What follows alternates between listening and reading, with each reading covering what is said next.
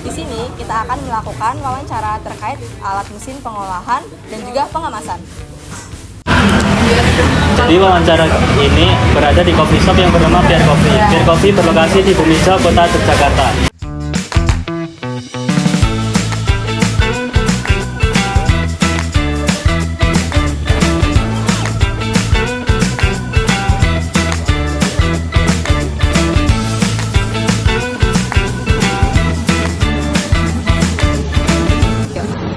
Jadi sekarang langsung aja kita mewawancarai Mas Helmi selaku owner Pier Coffee untuk menanyakan terkait pengolahan dan pengemasan dari produk kopinya. Langsung saja, let's go. Jadi kita sudah bersama dengan owner Pier Coffee, Mas Helmi dengan Mas Helmi.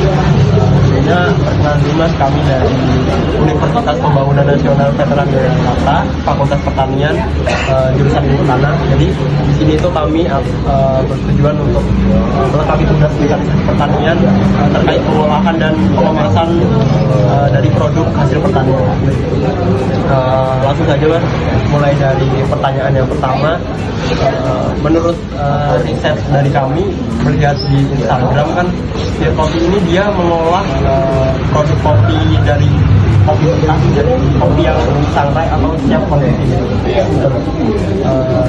Dalam proses kopi mentah menjadi kopi yang siap untuk dikonsumsi itu menggunakan alat pengolahan dengan jenis apa?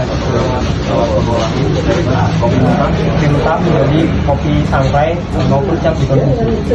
Pakai mesin roasting. Pakai mesin roasting. Jadi mekanismenya seperti apa juga?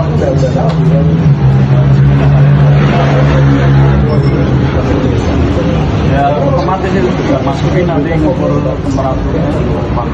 Berarti itu tujuannya untuk mematangkan kopi itu menjadi kopi sangrai belum menjadi. Selanjutnya terkait dengan pengemasannya.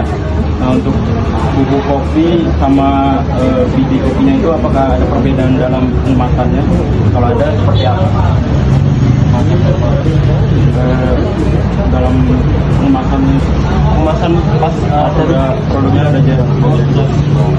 Kemasan paling kecil itu kayak gitu Mas. Ukurannya bagaimana?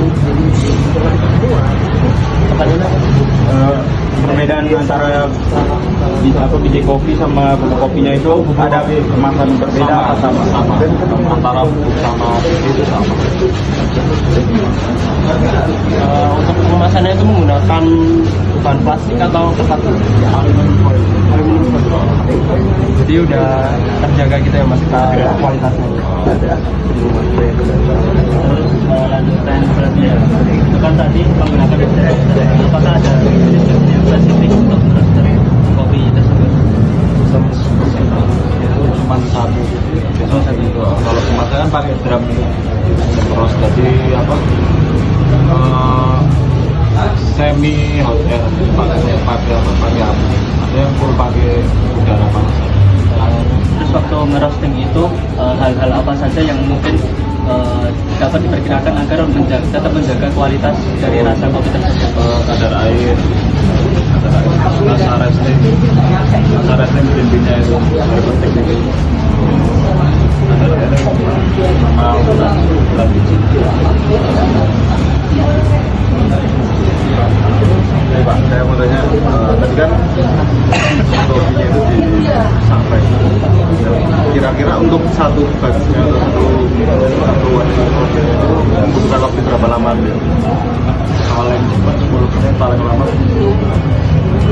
itu tergantung sama kopinya atau tergantung sama ukuran bijinya kita maunya, tergantung volume yang di sini kan kecil itu tetap 5 kilo, yang di gudang itu 15 kilo. Ini Pak, jadi kan yang disangrai itu jenis kopinya berbeda-beda. Ya. Apakah pengolahannya itu sama? Sama. Beda-beda. Itu kalau jelasin detail itu lebih ke roaster ya. Jadi tiap biji kopi, tiap varietas, tiap roaster. Bagi-bagi peruntukannya buat apa? Karena espresso apa buat apa?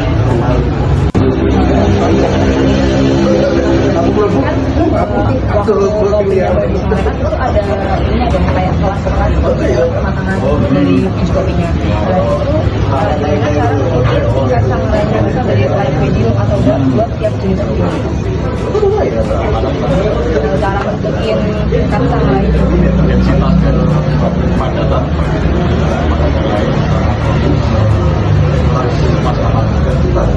Itu bisa ditentuin dari akhirnya nggak bisa kayak dari tingkat warnanya. oh bisa kalau line medium itu waktu biasanya terus dari terus suhu outputnya itu pasti 30 Yang paling lama itu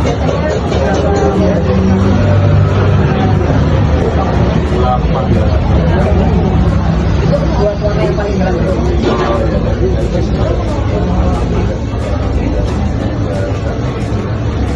Baik, untuk pertanyaan selanjutnya, saya mau tanya Pak, kalau misalnya setelah dikemas gitu, apakah langsung dikemas atau ada proses lain terlebih dahulu?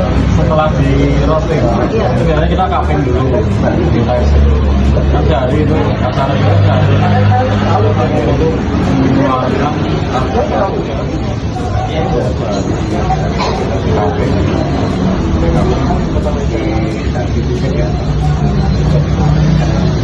Kalau misalnya langsung dikemas itu ada efek lain? asal ada baloknya yang masih ngeluarin kalau ada baloknya bisa kopi bisa keluar apa udaranya pada keluar pakai teknik Kalau buat apa produk yang dikemas kayak takeaway gitu sama produk-produk kopi yang biasa dari take off itu biasanya iklan-iklan dicantumin di kemasannya itu apa aja? paling ini petaninya varietas daerah tanah ketinggian sama proses sama harga Untuk distribusi kopinya sendiri itu dari kemasan itu dari saya kebanyakan dari daerah saya gitu paling banyak tuh Jawa Maluku tapi kalau variannya paling banyak tuh ini pambi kita paling banyak Jawa kalau varian Sumatera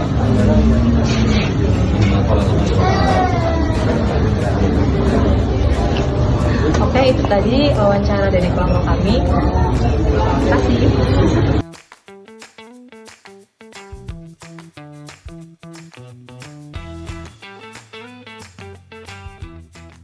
Halo, nama saya Yanuar Wahyu Aji dengan IMEI 041. Jadi di sini saya akan menjelaskan tahap awal pengolahan kopi di Peer Coffee, yaitu proses roasting atau penyangraian kopi. Jadi pada awalnya biji kopi itu masih dalam bentuk green bean atau kopi hijau yang memiliki ciri-ciri warnanya tentunya hijau, yang teksturnya itu masih keras dan kadar airnya itu masih tinggi. Roasting ini penting untuk menurunkan kadar air sekaligus mengeluarkan aroma dan rasa khas dari biji kopi. Jadi sebelum masuk ke cara kerja atau mekanisme kerja dari alat roaster kopi ini, di sini saya akan memperkenalkan dulu komponen utama dari mesin roaster. Itu yang pertama ada hopper, lalu ada drum roasting, yang ketiga ada burner atau pemanas, yang keempat ada sistem putar motorik, yang kelima ada cooling tray, yang keenam ada blower pendingin, yang ketujuh ada chef collector, dan yang terakhir ada cerobong asap pembuangan. Lalu untuk mekanisme dan cara kerja dari mesin roaster atau mesin penyangrai kopi ini, mula-mula memasukkan biji kopi hijau atau green bean ke dalam hopper yang letaknya itu di bagian atas. Lalu dari sini biji kopi itu nanti akan disalurkan menuju ke drum, yaitu silinder baja yang berputar secara konstan selama proses roasting. Nah, perputaran ini tuh digerakkan oleh motor listrik menggunakan belt drive atau sistem gear tergantung tipe mesin.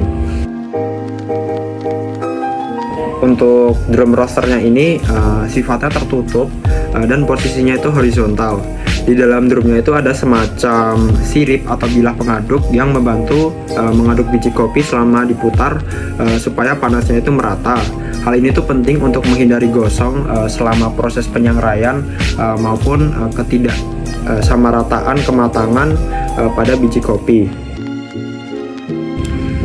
Untuk sumber suhunya itu berasal dari gas LPG yang terletak di bagian bawah drum. Tapi mesin ini tuh menggunakan sistem pemanasan secara tidak langsung. Artinya api dari burner tidak langsung menyentuh drum. Jadi apinya itu masuk dulu ke ruang pemanas atau chamber pemisah, lalu panasnya itu nantinya akan disalurkan ke drum secara merata. Hal ini membantu juga untuk kestabilan suhunya. Untuk suhu itu dipantau lewat termometer digital dan bisa dikontrol lewat panel kontrol otomatis yang biasanya punya pengatur suhu, timer, dan indikator lainnya. Untuk suhu roastingnya itu biasanya dijaga antara 180 sampai 240 derajat Celcius tergantung target hasil akhirnya. Untuk hasilnya itu mau light bean atau medium bean atau dark roast. Selama proses roasting atau penyangraian itu kita harus memperhatikan tanda-tanda akustik seperti first crack atau letupan pertama yang menunjukkan air di dalam biji itu mulai menguap dan mulai menghantam biji untuk memaksanya keluar, dan struktur selnya itu mulai retak. Dan yang kedua itu ada second crack, yaitu struktur karbonnya dalam biji mulai pecah dan minyaknya keluar.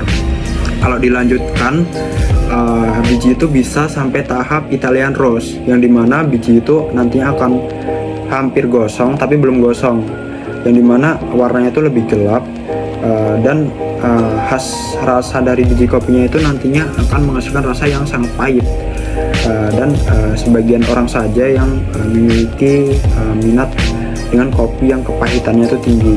Jadi di Pierre Coffee ini tidak menggunakan tahap roasting sampai Italian roast. Setelah proses roastingnya itu selesai, biji itu langsung dibuang ke cooling tray. Di bagian ini tuh ada blower yang menyedot udara dari bawah ke atas untuk memastikan biji itu suhunya tetap stabil, agar menghentikan proses pemanggangan supaya hasilnya itu agak over roast. Jadi fungsi dari cooling tray ini untuk mendinginkan suhu dari biji kopi ini agar tidak terjadi kegosongan ataupun Italian roast tadi. Dan ada satu hal penting lagi yang harus diperhatikan pada saat proses penyangraian, karena suhunya yang tinggi dan gesekan saat perputaran dari mesin tersebut itu membuat kulit ari atau kulit biji kopi itu akan terkelupas atau terkopek. Nah, di situ pastinya akan berpengaruh juga terhadap rasa dari kopinya nantinya. Nah, mesin ini juga menyediakan seperti alat saringan yang namanya itu shaft collector, semacam saringan logam yang memisahkan partikel ringan seperti kulit dari biji yang lebih berat, seperti itu. Lalu pada tahap yang terakhir itu asap dan uap panas dari hasil yang keluar selama proses penyangraian itu nanti akan dibuang lewat cerobong asap yang terhubung ke bagian belakang mesin. Cerobong ini tuh biasanya berbahan baja yang tahan panas dan langsung diarahkan keluar ruangan untuk menjaga lingkungan kerja tetap bersih. Jadi kesimpulannya, secara mekanik mesin roaster bermerek Berto ini dia mengandalkan sistem drum yang dimana memiliki alat gear untuk memutar dan pemanas gas tidak langsung, sistem kontrol otomatis, dan pendingin aktif yang tujuannya untuk menghasilkan roasting kopi yang konsisten serta efisien tentunya. Proses ini juga sekaligus menurunkan kadar air dari biji kopi yang awalnya bisa 10% sampai turun menjadi 2%. Nah, di situ memiliki kelebihan juga untuk menjaga keawetan produk agar tidak mudah berjamur, seperti itu. Di sini saya akan menjelaskan tentang mesin grinder pada pembuatan kopi. Jadi mesin grinder ini memiliki komponen yang pertama, yaitu berupa hopper yang berada di paling atas dari alat ini, berbentuk seperti corong hitam. Ya, di sini berfungsi untuk menuangkan biji kopi sebelum digiling. Yang kedua yaitu ada bodi mesin, yaitu di bawahnya itu di bagian tengah. Ini berfungsi untuk menampung motor dan mekanisme giling atau bur. Yang selanjutnya yaitu ada pengatur ukuran gilingan atau knob di depannya yang bisa diputar. Ini digunakan untuk mengatur tingkat kehalusan atau kekasaran hasil gilingan. Yang selanjutnya yaitu di bawahnya lagi ada saluran keluar bubuk. Ini berfungsi untuk tempat keluarnya kopi setelah digiling langsung ke dalam wadah. Terus di bawahnya lagi ada cangkir penampung, tempat menampung hasil gilingan kopi. Yang selanjutnya yaitu ada saklar di belakang alatnya untuk tombol on off. Selanjutnya yaitu ada motor listrik di silinder belakang yang berfungsi untuk memberikan tenaga untuk memutar bur giling.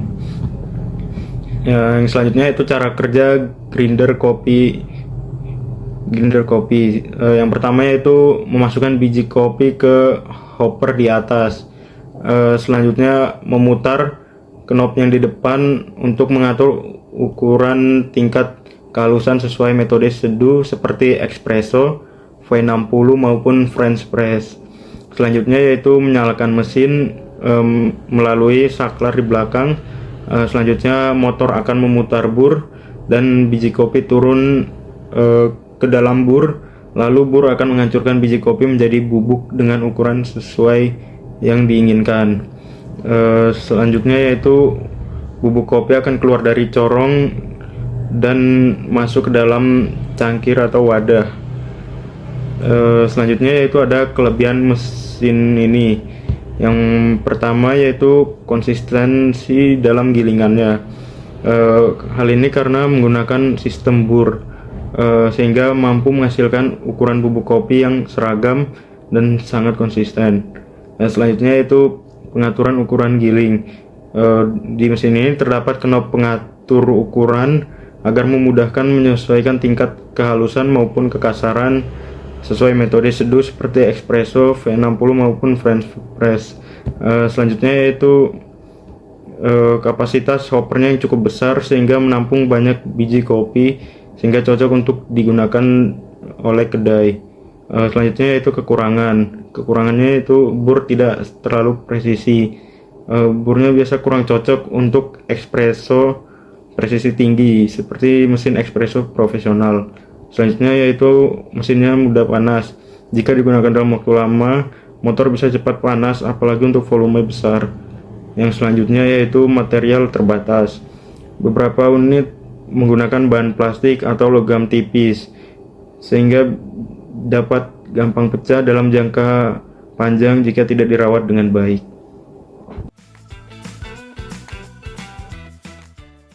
Jadi di sini saya akan menjelaskan mengenai ginger kopi manual yang digunakan untuk mengolah biji kopi menjadi bubuk.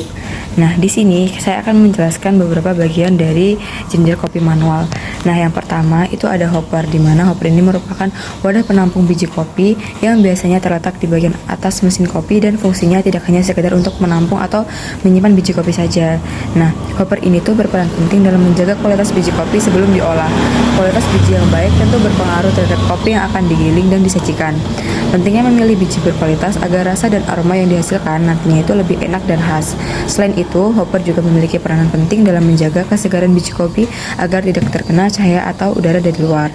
Nah, beberapa hopper ini juga dilengkapi dengan fitur pengaturan yang memungkinkan pengguna mengontrol aliran biji kopi ke dalam proses penggilingan. Nah, hal ini nantinya tuh membuat pengguna dapat menggunakan biji kopi secara fleksibel sesuai dengan kebutuhan yang akan diolah biji kopinya.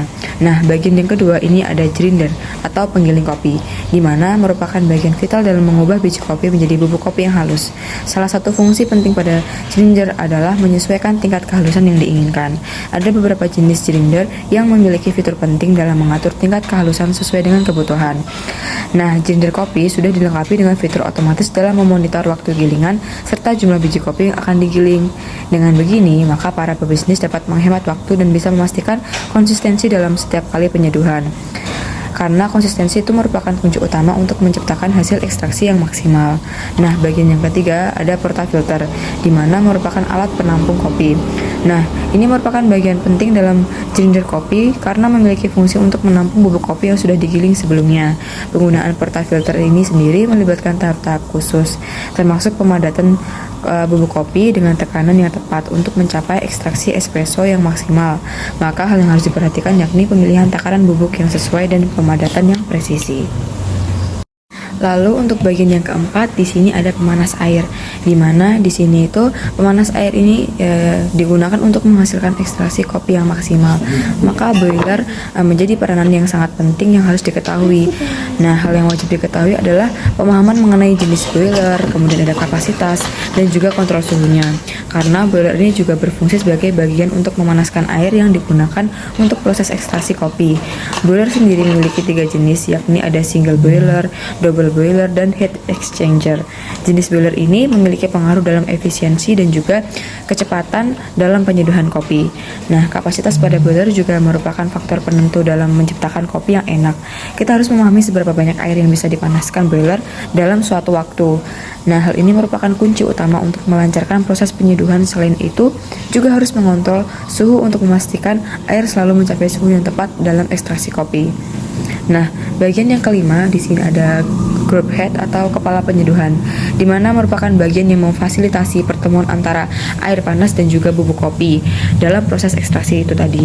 Nah, di sini itu untuk menjaga kualitas ekstraksi kopi, kita harus memahami cara membersihkan dan juga merawat group head agar bisa menjaga kebersihan dan kualitas hasil ekstraksi kopi.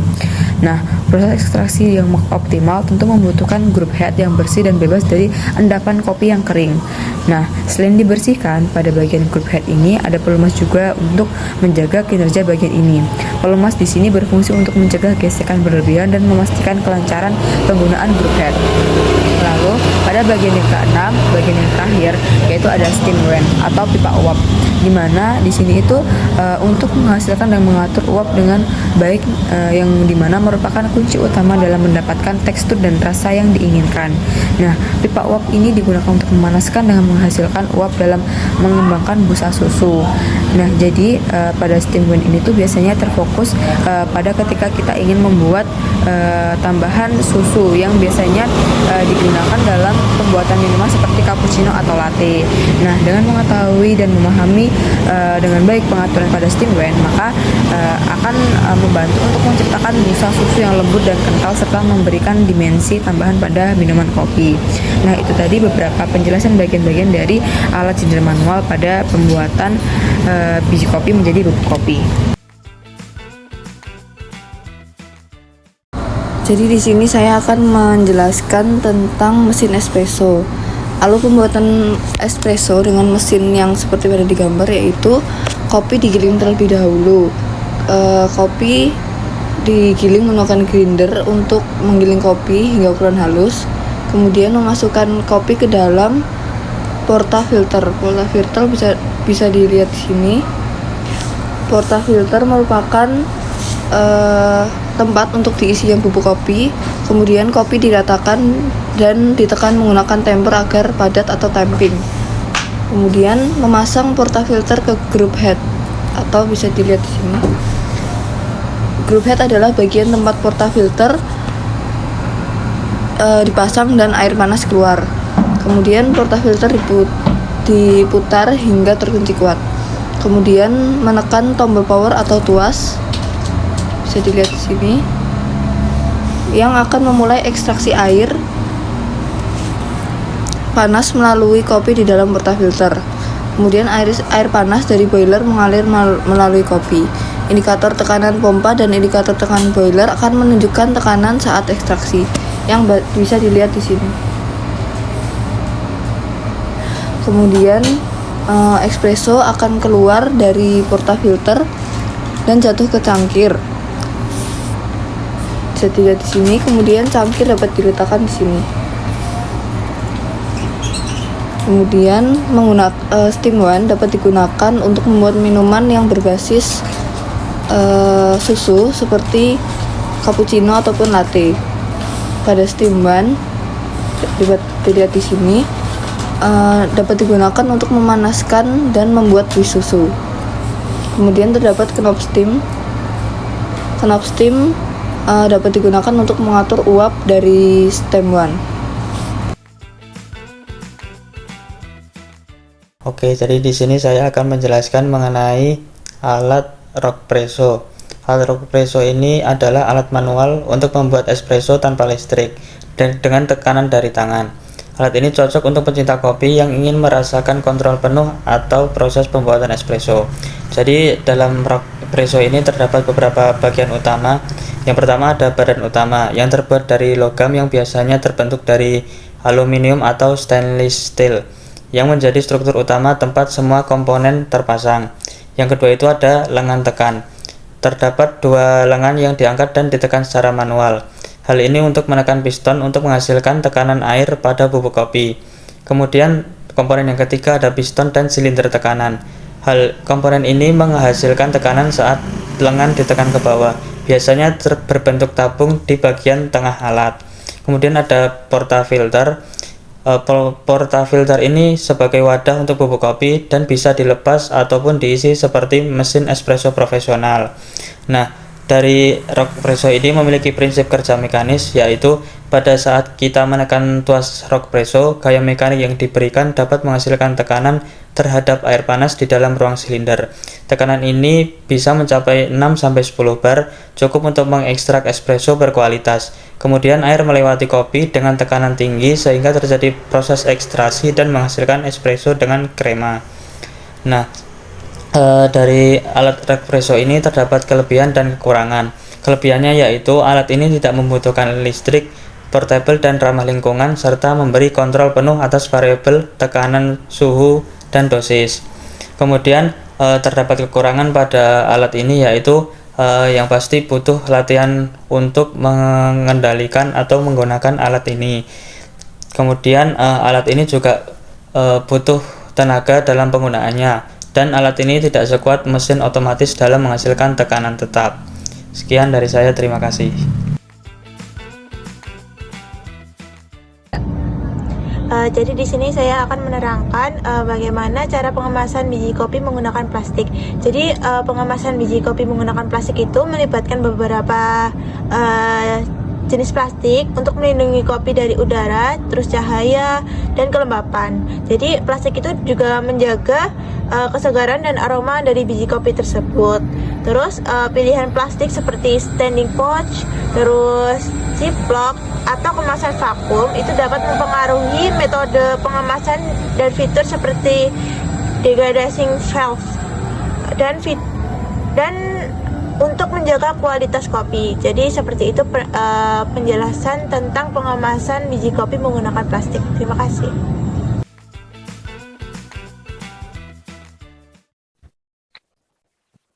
Penggunaan kemasan aluminium foil merupakan pilihan yang sangat ideal dalam menjaga kualitas dan kesegaran produk. Bahan aluminium foil memiliki sifat penghalang yang sangat baik terhadap cahaya, udara, dan kelembapan, yang merupakan faktor utama penyebab penurunan mutu biji maupun bubuk kopi.